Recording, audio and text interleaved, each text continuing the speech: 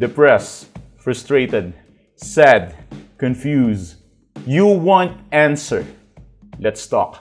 Give me a message sa page ko sa Philippine Dating Coach and you can have one-on-one coaching with Coach Baze, your dating coach. Just please subscribe to my channel and hit the bell button. Well, to be perfectly honest, ang pinaka-question lang naman dyan is, ba't kanya nagustuhan dati? Paano ka ba kasi niya nagustuhan? Ano ba yung origin niyan? Paano ba kasi naging kayo? Kasi kung naging kayo, in a sense na nagustuhan mo siya, at in a sense na nagustuhan ka niya, to the point na nagustuhan nyo ang bawat isa. And actually, that is the main thing na kailangan mong i-consider.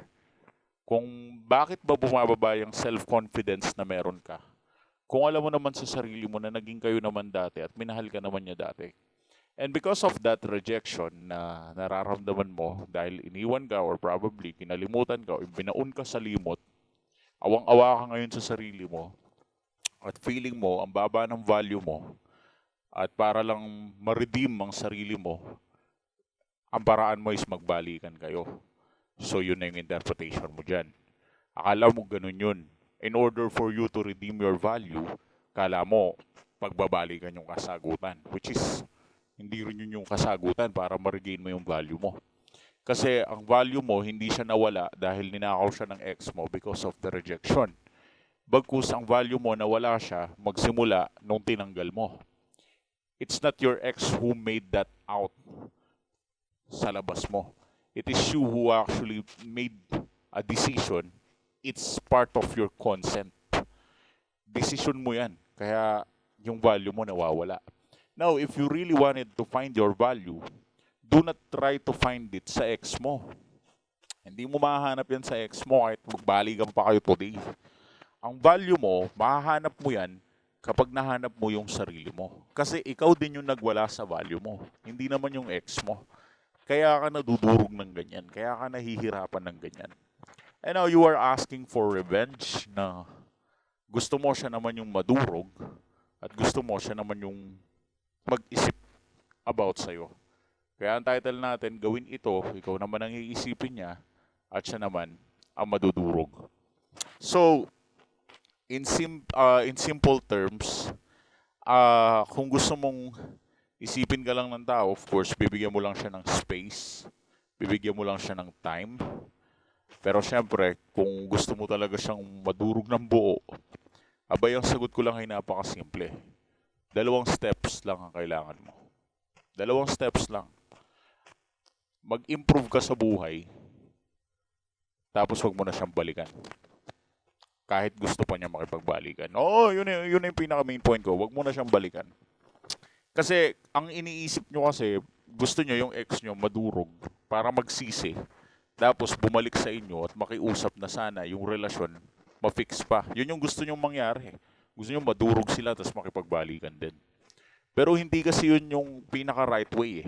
Kung gusto mo talaga siyang madurog, base sa title ko, ipahiya mo rin siya. Ikaw rin yung mag-reject sa kanya kung paano yung ginawa niya sa'yo, gawin mo din. So, same thing. Ang gawin mo, today mismo, wag na tayo magpaligoy-ligoy pa. Ngayong araw na to, no contact rule mo na. Apply mo na agad no contact rule. After mong in-apply ang no contact rule, dire-diretso ka sa no contact rule. I-improve mo yung life mo, lifestyle mo, physical body mo, spiritual health, mental health, everything about you. Sige, magpaganda, magpagwapo ka, self-improvement, embrace changes. Yakapin mo yung mga pagbabago na pwedeng mangyari. And then, magkaroon ka ng isang desisyon na hindi mo babawiin. Na whatever will happen, no matter what will happen, hindi ko babawiin itong desisyon na to. And what is that decision?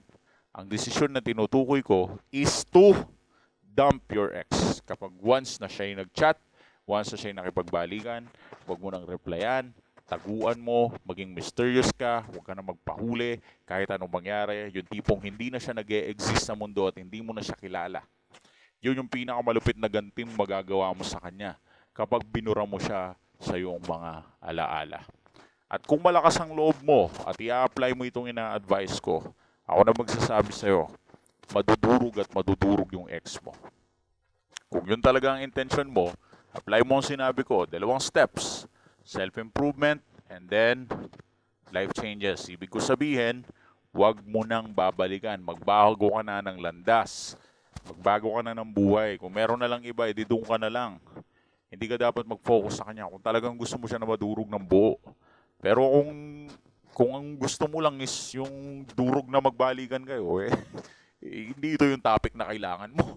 Kasi ibang topic na yun. So it's all about getting your ex back na kapag ganun. So ang topic ko kasi na madurog siya is not getting your ex back. It is literally na pagsisihan niya kung ano yung mga ginawa niyang mali at pagdusahan niya ito dahil ikaw ay naabuso. So you need to change that. Anyways, if you are undecided kung ano ang gusto mong desisyon, kung gusto mo siyang durugin o kung gusto mo siyang ibalik, let us see what we can do. Give us a message sa page namin sa Philippine Dating Coach, for one-on-one coaching. Thanks for watching.